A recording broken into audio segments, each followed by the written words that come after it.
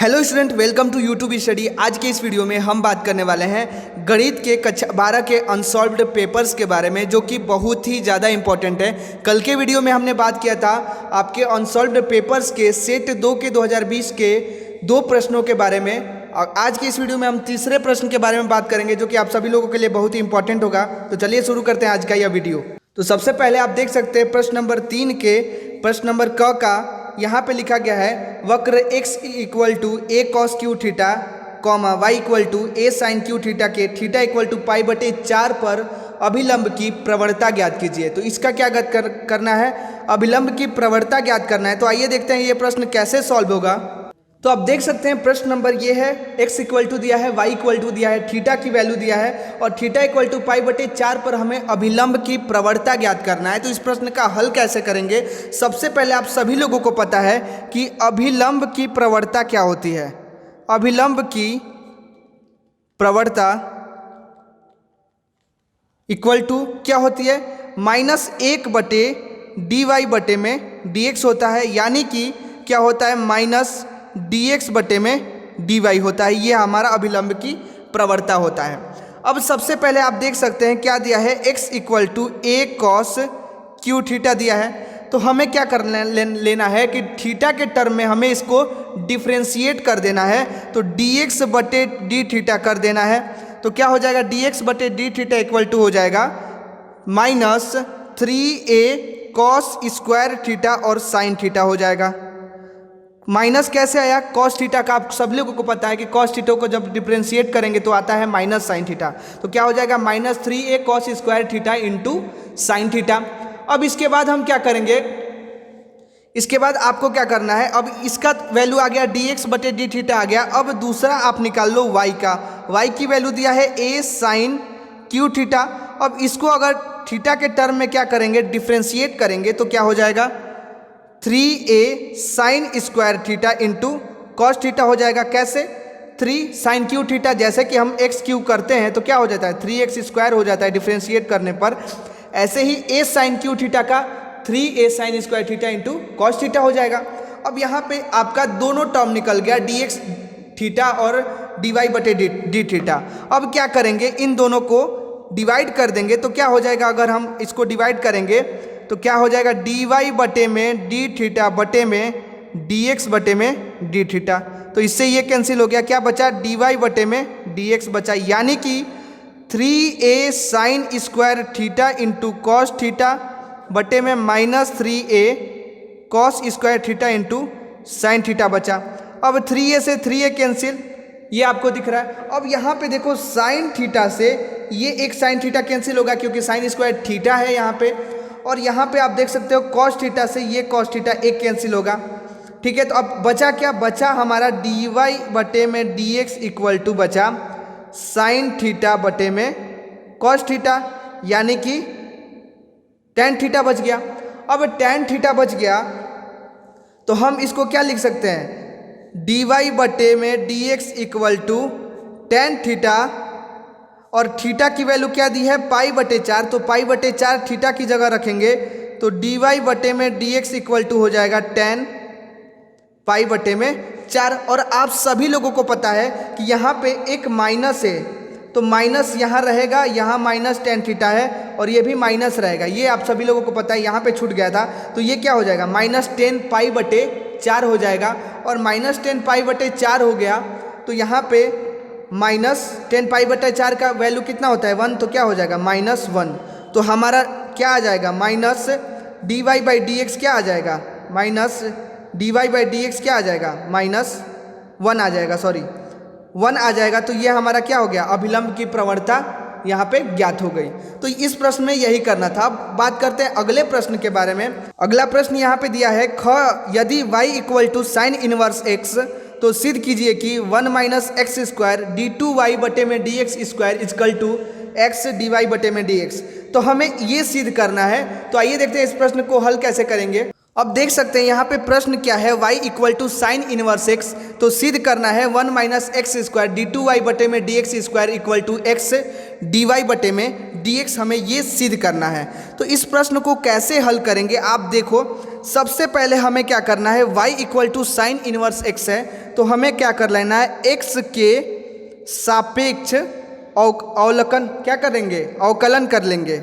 x के सापेक्ष अवकलन करने पर तो क्या करेंगे, dy बटे में dx इक्वल टू क्या हो जाएगा, साइन इनवर्स x है, तो इसका अगर जब डिफ्रेंशिएट करेंगे तो हो जाएगा dy बटे में dx equal to 1 upon under root में 1 माइनस एक्स स्क्वायर हो जाएगा। तो ये हमारा क्या हो गया, dy बटे dx का वैल्यू आ गया। अब हम क्या करेंगे, इसको पुनः अवकलन करेंगे। क्यों अवकलन करेंगे, क्योंकि हमारा सिद्ध क्या करना है, d2y बटे में dx स्क्वायर सिद्ध करना है, तो हमें इसको एक बार और अवकलन करना पड़ेगा।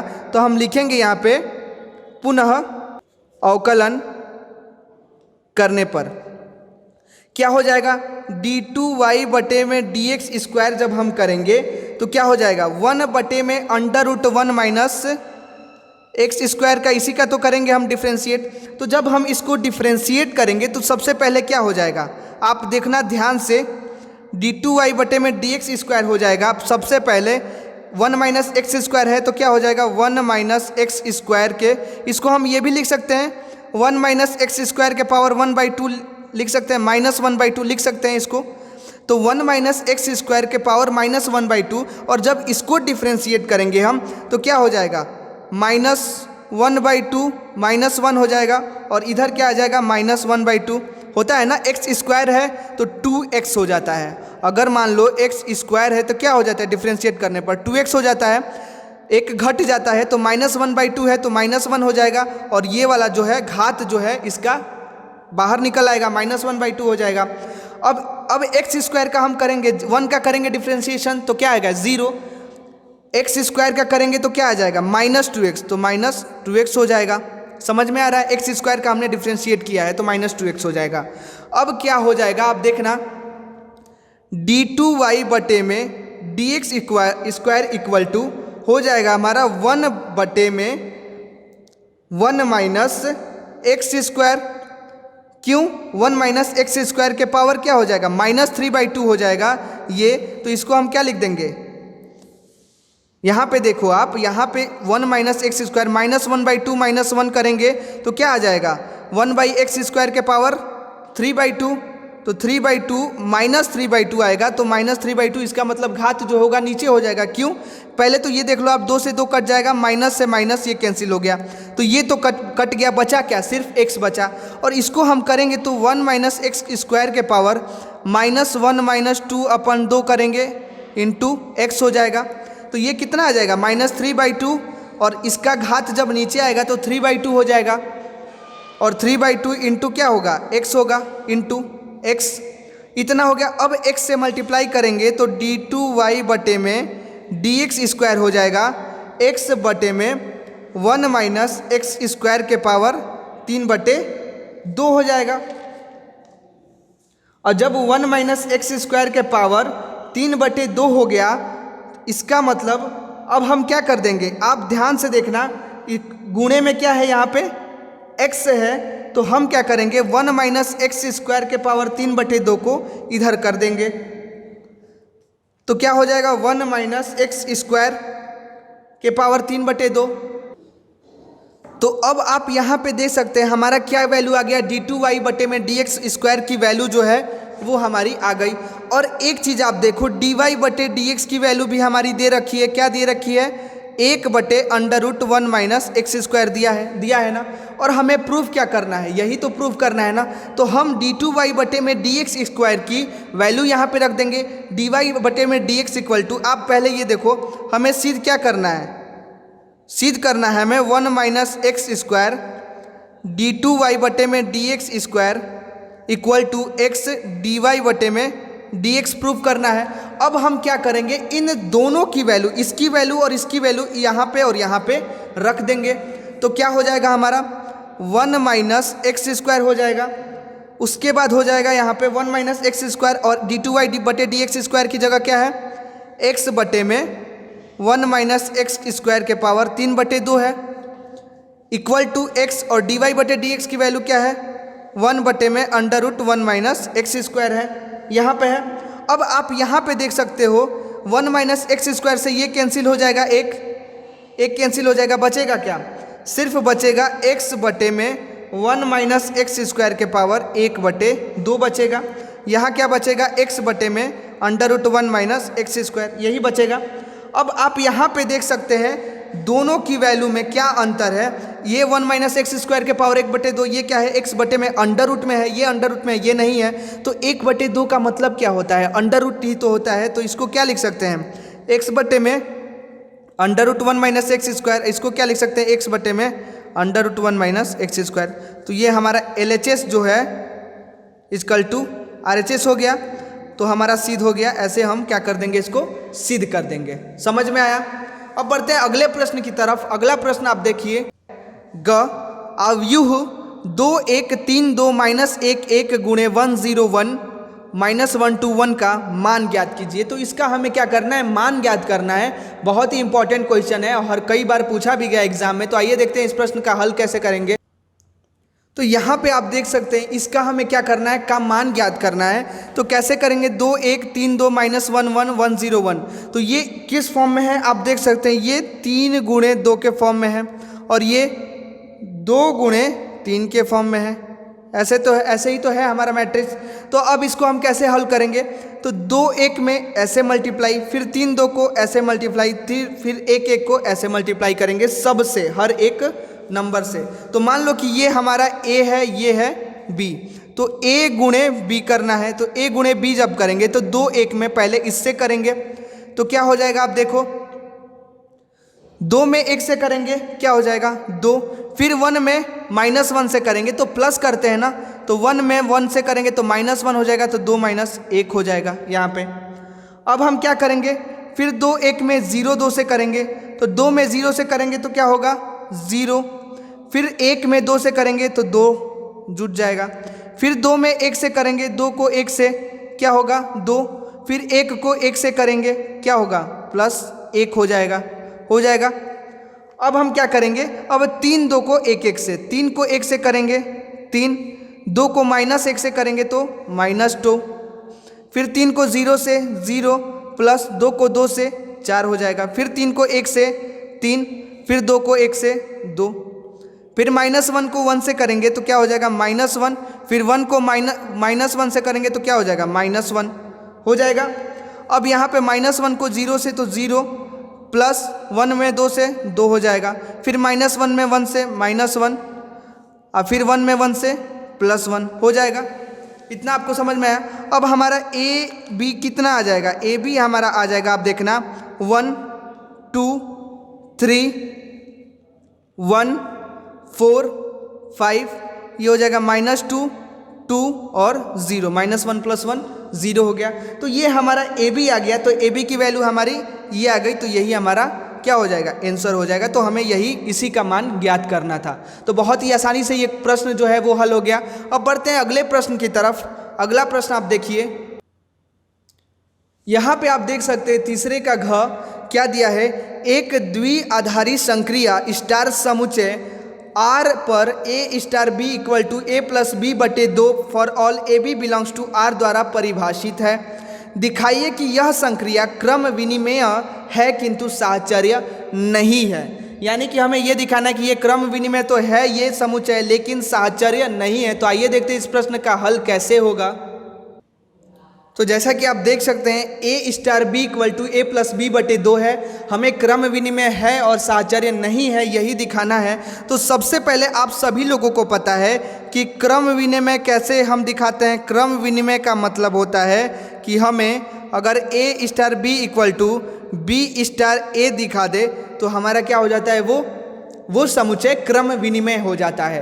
तो सबसे पहले हमें क्या दिखाना पड़ेगा? अगर हमने a + b/2 को b + a/2 का इक्वल दिखा दिया तो हमारा क्या हो जाएगा? क्रम विनिमय। तो a स्टार b का मतलब क्या होगा? a + b/2, और b स्टार a को हम क्या लिख सकते हैं? b + a/2 लिख सकते हैं। तो आप ये बताओ कि अगर हम a + b है, यहाँ पे b + a, तो बात एक ही है। अगर यहाँ पे a की वैल्यू अगर हमने 2 रख दिया, b की वैल्यू 3 रख दिया, तो 2 + 3/2 और यहाँ पे 3 + 2/2, यानी कि ये भी 5/2 और ये भी 5/2, दोनों आपस में क्या आ रहा है? इक्वल आ रहा है। तो हम क्या कहेंगे कि ये क्रम विनिमय है। अब हमें दिखाना है साहचर्य नहीं है, तो साहचर्य नहीं है इसके लिए हमें दिखाना पड़ेगा, देखिए आप, हमें दिखाना है साहचर्य नहीं है। तो सब अब आप लोगों को पता है कि साहचर्य के लिए हमें क्या दिखाना पड़ता है। अगर हमने A star B star C equal to A star B star C अगर हमने दिखा दिया तो हमारा वो क्या हो जाता है, साहचर्य हो जाता है। तो आइए इस प्रश्न को हम हल करते हैं। ए स्टार बी का मतलब ए प्लस बी बटे में 2, फिर स्टार सी हो जाएगा और यहाँ पे ए स्टार लिख देंगे और इसका मतलब बी प्लस सी बटे में 2 हो जाएगा। अब इनको हम क्या करेंगे, आपस में जोड़ेंगे, फिर ए स्टार बी, अब ये क्या हो गया ए स्टार बी और ये बी हो गया ए स्टार बी, पूरा बी मान ले, ये पूरा ए मान ले, तो ए स्टार बी ये भी हो गया, ये भी ए स्टार बी हो गया। अब इनको जोड़े, तो अगर हम इनको जोड़ेंगे तो क्या हो जाएगा ए प्लस बी बटे 2 और ये भी होगा ए प्लस बी बटे 2। तो इसका ए क्या है, ए प्लस बी बाई 2, तो लिखेंगे ए plus B by 2 plus C बटे में 2 लिखेंगे, इक्वल टू क्या होगा इसका, इसको जब हम करेंगे तो क्या करेंगे ए प्लस बी प्लस सी बटे 2 बटे में 2, यही होगा। अब जब हम इनका करेंगे तो ए प्लस बी प्लस 2c बटे में 4 हो जाएगा। ये कितना हो जाएगा A plus 2a plus B plus C बटे में 4 हो जाएगा। ये 2a है, यहाँ पे एलसीएम लेंगे तो 1 हो जाएगा, तो 2a हो जाएगा। अब यहाँ पे आपको क्या इक्वल दिख रहा है, यहाँ पे आप देख सकते हैं, यहाँ पे a हमारा क्या है, सिर्फ सिंगल है, a है, यहाँ पे a क्या है 2a है। तो ये कभी आपस में, अगर हमने मान लीजिए a की वैल्यू रख दिया 1, b की वैल्यू रख दिया 2, c की वैल्यू रख दिया 3, अगर हमने ऐसा रख दिया तो क्या हो जाएगा 1 प्लस 2 इंटू 3 बटे में 4, ये हो जाएगा 2 इंटू 1 प्लस 2 प्लस 3 बटे में 4।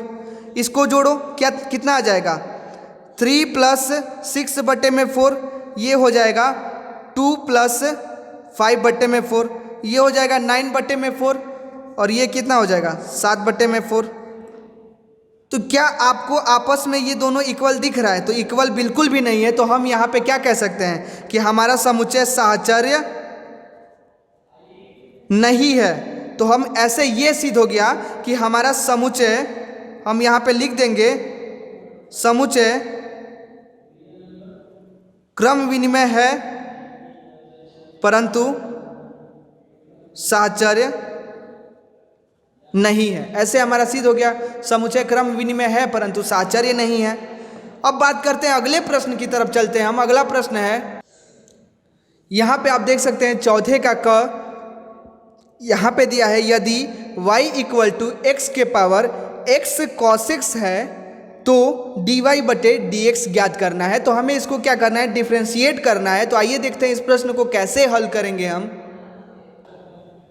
तो यहाँ पे आप देख सकते हैं दिया गया है y इक्वल टू एक्स के पावर x cos x है, तो dy बटे dx निकालना है। तो सबसे पहले हम क्या करेंगे, सबसे पहले इसका dy बटे dx निकालेंगे।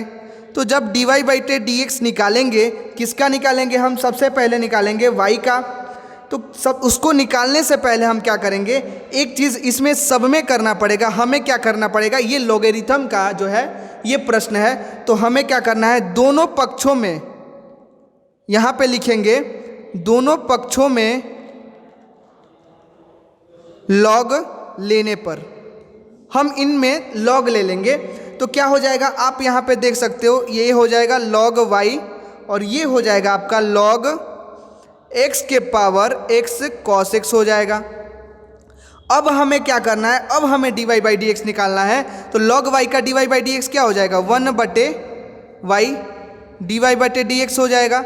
अब इसका जब हम निकालेंगे तो क्या हो जाएगा, आप देखो log x के पावर x cos x है, तो हो जाएगा x cos x into log x dy by d x हो जाएगा।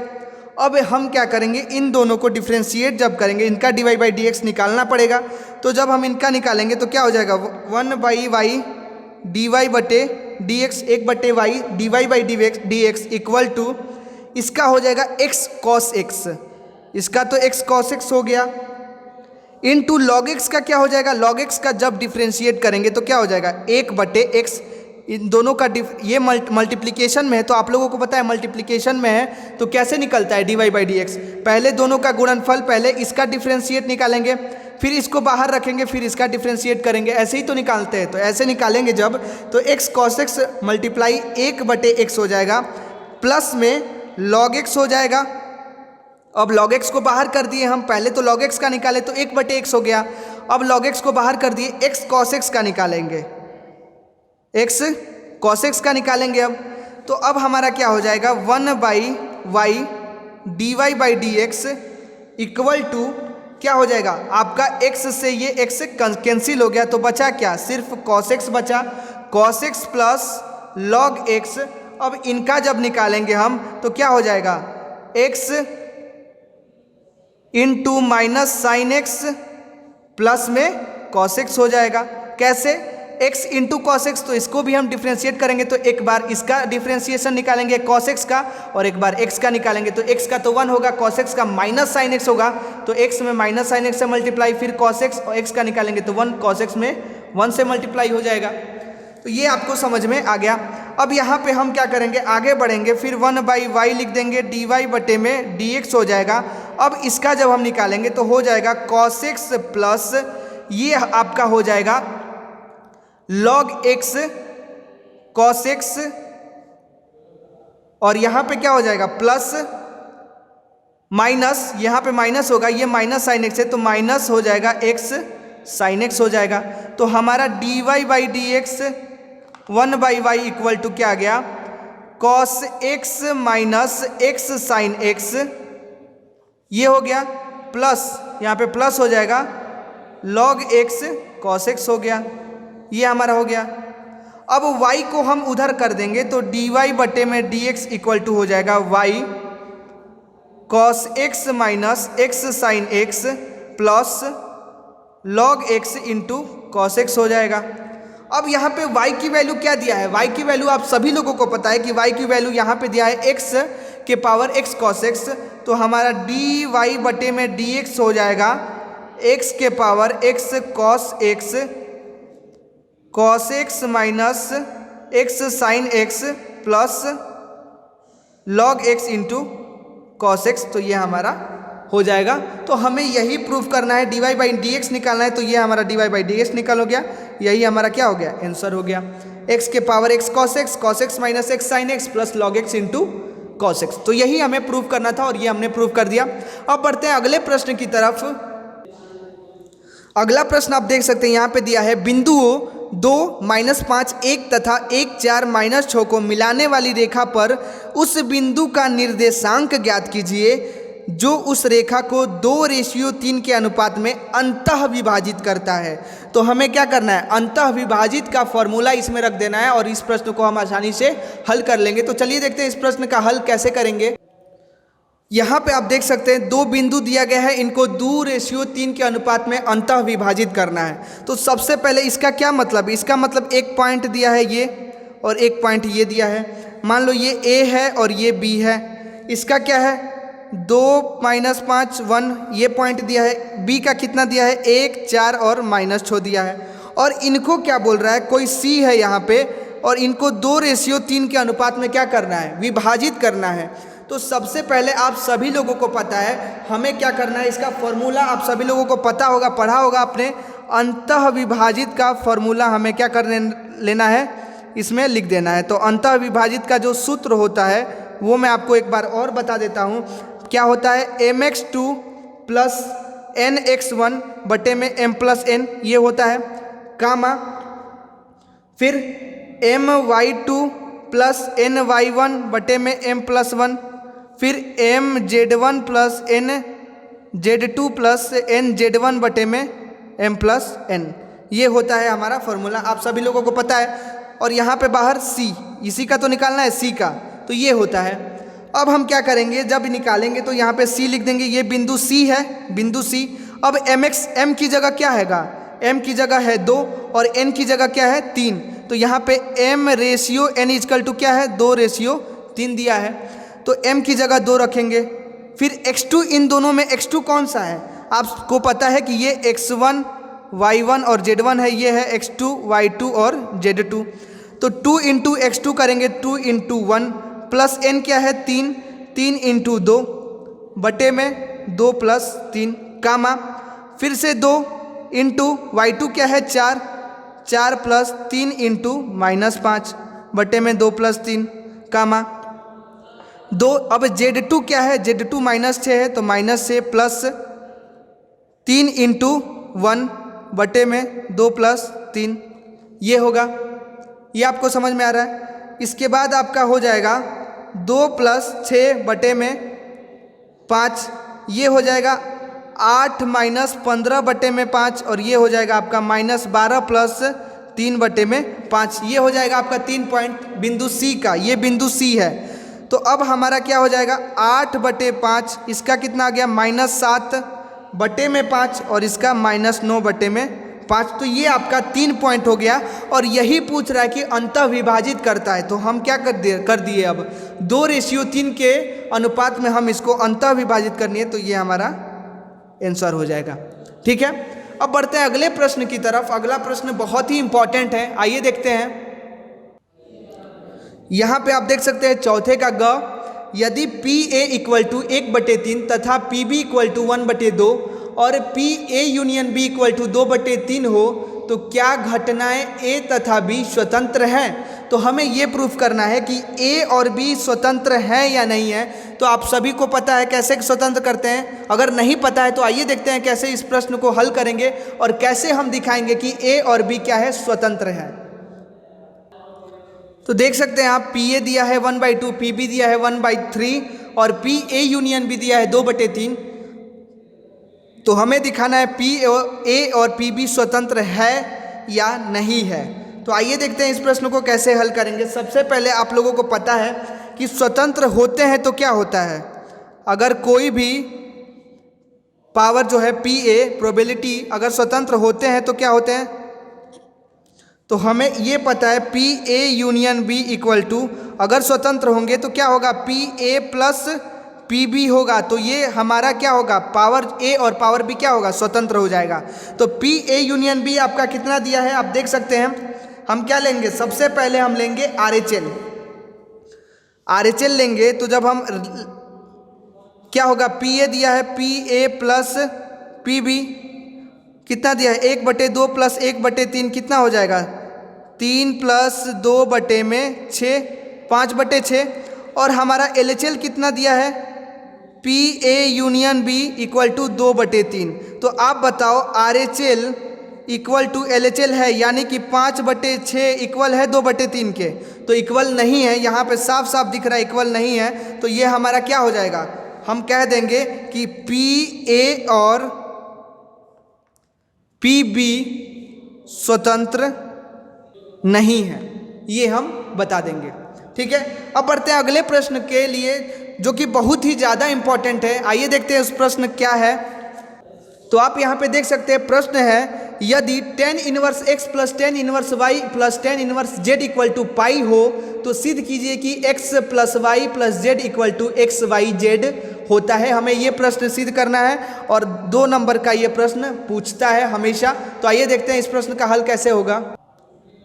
यहाँ पे आप देख सकते हैं दिया गया है tan 1x plus tan 1y plus tan 1z = पाई होता है। तो सिद्ध करना है x plus y plus z = xyz होता है, ये हमें सिद्ध करना है। तो सबसे पहले हम फॉर्मूला का यूज़ करेंगे। आप लोगों को पता है formula tan 1 A plus tan 1 B = क्या होता है tan 1 A प्लस B बटे में 1 माइनस A इंटू B होता है। आप लोगों को ये फार्मूला तो पता है। अब हम लोग tan 1 x plus tan 1 y का यही फार्मूला रखेंगे। यहाँ पे पहले लिख देंगे tan 1 x plus tan 1 y plus tan 1 z। अब यहाँ पे हम क्या करेंगे, tan 1 x plus tan 1 y का फार्मूला रखेंगे तो क्या हो जाएगा tan 1 x प्लस y बटे में 1 minus xy plus tan 1 z है। अब x प्लस वाई बटे में 1 माइनस एक्स, अब इसको हम a मान लेंगे और इसको b मान लेंगे। मतलब हमारा ये किस फॉर्म में हो गया, आप देख लो tan 1 a plus tan 1 b के फॉर्म में हो गया। अब जब tan inverse A plus tan inverse B के फॉर्म में हो गया तो हम वही फॉर्मूला ये रखेंगे, tan inverse A plus b बटे में 1 माइनस A इंटू बी। अब हम A की वैल्यू क्या है, A की वैल्यू आप देख सकते हैं x प्लस वाई बटे में 1 माइनस एक्स वाई है, तो tan इनवर्स रख देंगे x प्लस वाई बटे में 1 minus x y, plus b क्या है हमारा z है, इसको रख देंगे बटे में, फिर क्या कर देंगे हम 1 माइनस एक्स प्लस वाई बटे में 1 minus x y into z कर देंगे, हो जाएगा। अब इसको हम जब सॉल्व करेंगे तो क्या हो जाएगा, सबसे पहले tan इनवर्स हो जाएगा x प्लस वाई, और जब इससे मल्टीप्लाई करेंगे तो क्या हो जाएगा z minus x y z हो जाएगा, और जब इसको करेंगे तो क्या कितना हो जाएगा 1 माइनस, और ये देखो आप 1 माइनस एक्स वाई है तो 1 माइनस एक्स वाई ये हो जाएगा बटे में, अब ये जब करेंगे तो 1 माइनस एक्स वाई हो जाएगा, सबसे पहले इसका निकालेंगे तो 1 minus x Y minus x Z, Z से एक्स में मल्टीप्लाई और जेड से वाई में multiply, minus x Z minus Y Z बटे में 1 माइनस एक्स वाई, तो 1 माइनस एक्स वाई से 1 माइनस एक्स वाई कैंसिल हो जाएगा यहाँ पे। अब क्या हो जाएगा आप देखो, बच गया, अब क्या बच गया x plus y plus z minus x y Z बटे में बच गया 1 minus x Y minus Y z minus x y z minus x z, ये बच गया इक्वल टू 0 है। अब हम क्या करेंगे, इसको हम उधर कर देंगे।